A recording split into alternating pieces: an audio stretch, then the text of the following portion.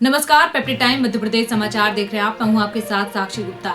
नया साल के शुरू होते ही दुख भरी खबरों के आने का सिलसिला भी शुरू हो गया है। पहले हमने स्वर कोकिला लता मंगेशकर जी को खो दिया, उसके बाद बंगाली मशहूर गायिका संध्या मुखर्जी का भी निधन हो गया और बप्पी दा भी अब इस दुनिया को छोड़कर चले गए। बप्पी दा का निधन मंगलवार देर शाम मुंबई के एक हॉस्पिटल में हुआ है। बप्पी दा का निधन किस कारण से हुआ है, आज की इस रिपोर्ट में बताएंगे। साथ ही बताएंगे कि क्यों बप्पी दा को गोल्डन मैन कहा जाता है। साथ ही बप्पी दा अपने पीछे कितनी संपत्ति को छोड़कर चले गए हैं। उससे पहले आपको बताते हैं बप्पी दा के कुछ फेमस गाने। देखिए आप ये रिपोर्ट।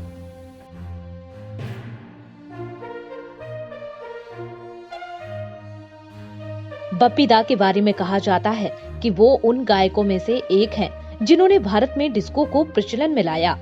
बप्पी लाहिरी के लोकप्रिय गानों में चलते चलते डिस्को डांसर और शराबी की धूम रही है।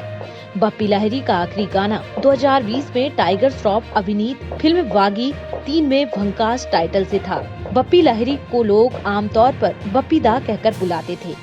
सोने की ज्वेलरी को लेकर उनका मोह उनके पहनावे से साफ झलकता था। उनके पहनावे में चमक और रंग बहुत गहरे होते थे। बप्पी लाहिरी ने जिन गानों को कंपोज किया उनको disco dancer, Himmat Bala, Sharabi adventure of Tarzan, dance dance, Satyamev Jayate, commando, आज के शहंशाह, थानेदार, नंबरी आदमी, शोला और शबनम सबसे अहम है। बप्पी लाहिरी की जिमी जिमी आजा आजा की लोकप्रियता से तो आज भी सिर चढ़कर बोलती है। आलोक इस लाहिड़ी को हम बप्पी लाहिरी के नाम से जानते थे। सिर्फ 4 साल की उम्र में लता मंगेशकर के एक गीत में तबला बजाकर मशहूर हुए आलोक इस लाहिड़ी को सब प्यार से बप्पी बुलाने लगे थे। तब से अब तक वो बप्पी दा के नाम से बॉलीवुड में ही नहीं बल्कि हॉलीवुड में भी फेमस हुए थे। 80 का दशक बप्पी लाहिरी की डिस्को धुनों पर नाचा और उन्हें डिस्को किंग बना दिया। बॉलीवुड में संगीत को डिजिटल करने वाले संगीतकारों में बप्पी का बड़ा योगदान रहा है। तो ये थे बप्पी दा के वह मशहूर गाने जो बप्पी दा ने इन गानों को गाकर सबका दिल जीत लिया। अब आपको बताते हैं कि बप्पी दा को गोल्डन मैन क्यों कहा जाता है, साथ ही उन्हें सोने से इतना प्यार क्यों है। बप्पी दा अपने म्यूजिक के साथ साथ सोना पहनने के अंदाज को लेकर भी जाने जाते थे।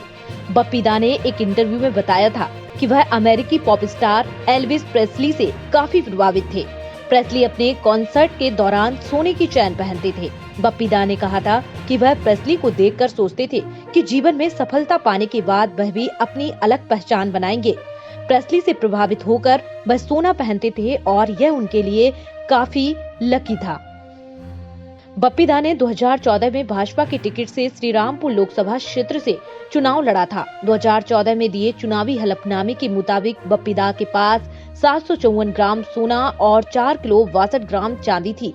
इस बात को अब करीब 8 साल से ज्यादा का वक्त हो चुका है, लेकिन अंदाजा लगाया जा सकता है कि उनके पास ये सोना बड़ा ही होगा। उस हलफनामे के मुताबिक बप्पी दा की पत्नी चित्रानी के पास 967 ग्राम सोना और 8 किलो 9 ग्राम चांदी है। इसके अलावा उनके पास 4 लाख से ज्यादा कीमत वाले हीरे भी थे।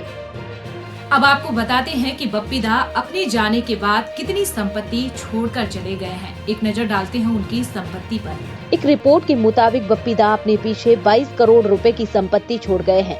वह हर फिल्म के लिए 8 से 10 लाख रुपए चार्ज करते थे। 1 घंटे के लाइव परफॉर्मेंस के 20 से 25 लाख रुपए चार्ज करते थे। बप्पी दा देश में सबसे ज्यादा टैक्स चुकाने वाले लोगों में शामिल थे। रिपोर्ट के मुताबिक उनकी सालाना कमाई 2 करोड़ 2 लाख रुपए थी। उनका पर्सनल इन्वेस्टमेंट 11 करोड़ 3 लाख रुपए था। बप्पी दा मुंबई में एक आलीशान घर में रहते थे जो उन्होंने 2001 में खरीदा था। अभी इसकी अनुमानित कीमत 3 करोड़ 5 लाख रुपए है। साथ ही उनके पास कारों का भी अच्छा खासा कलेक्शन था। उनके वेड़े में BMW और ऑडी सहित 5 कारें थी। उनके पास एक टेस्ला एक्स कार भी थी जिसकी कीमत करीब 55 लाख रुपए है। आपने बप्पी दा की संपत्ति और उनके सोने के बारे में तो जान लिया है। अब आपको बताते हैं कि बप्पी दा का निधन जो हुआ है वह किस बीमारी से हुआ है। देखिए आप ये रिपोर्ट। बप्पी लाहिरी भी इस दुनिया में नहीं रहे। बप्पी लाहिरी मुंबई के क्रिटिकेयर हॉस्पिटल में भर्ती थे। जैसे ही बप्पी दा के निधन की खबर मिली, किसी को भी यकीन नहीं हुआ और हर कोई यह सोचने लगा काश यह खबर गलत हो। लेकिन बप्पी दा के निधन की पुष्टि होते ही फिल्म इंडस्ट्री से लेकर फैंस के बीच सन्नाटा पसर गया। क्रिटिकेयर हॉस्पिटल के डायरेक्टर डॉक्टर दीपक नाम जोशी ने पीटीआई को बताया कि आखिर बप्पी लाहिरी को क्या तकलीफ थी और उनका निधन किस कारण हुआ। डॉक्टर ने कहा, बप्पी लाहिरी अस्पताल में 1 महीने से भर्ती थे। उन्हें सोमवार 14 फरवरी को डिस्चार्ज कर दिया गया था, लेकिन मंगलवार को उनकी हालत बिगड़ गई। बप्पी दा के परिवार ने डॉक्टर को घर बुलाया। बप्पी दा को तुरंत ही अस्पताल लाया गया। डॉक्टर के मुताबिक बप्पी दा हेल्थ संबंधी काफी परेशानियों से जूझ रहे थे। उनका निधन ओएसए के कारण हुआ है। अब बताते हैं आपको ओएसए क्या होता है। स्लीप एपनिया एक सामान्य शारीरिक विकार है जो सोते समय सांस रुकने और बार बार करवटें बदलने जैसे इसूस उत्पन्न कर देता है। आमतौर पर स्लीप एपनिया तब होता है जब सोते समय किसी व्यक्ति की सांस रुकने लगती है। इसमें सांस कुछ सेकंड से कुछ मिनट तक भी रुक सकती है। यह 1 घंटे में 30 या उससे ज्यादा बार भी हो सकता है। चलिए अब आगे बढ़ते हैं और आपको इसके बारे में थोड़ा और विस्तार से जानकारी देते हैं। स्लीप एपनिया का सबसे आम प्रकार है जो नींद के दौरान श्वास मार्ग के अवरुद्ध बंद होने के कारण होता है।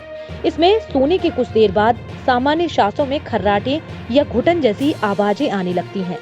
स्लीप एपनिया के पीड़ित लोग आमतौर पर जोर जोर से खर्राटे मारते हैं।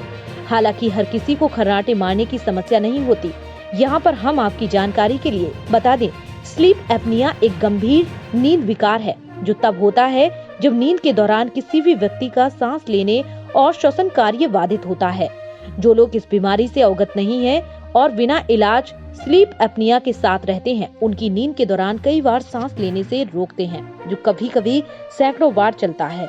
जब ऐसा होता है तो मस्तिष्क और बाकी स्लीप एपनिया रोगी के शरीर को उनकी नींद के दौरान पर्याप्त ऑक्सीजन नहीं मिलता है। ओएसए का मतलब ऑब्स्ट्रक्टिव स्लीप एपनिया है, जो एक नींद विकार है जिसमें बार बार सांस रुकती है और नींद के दौरान शुरू होता है।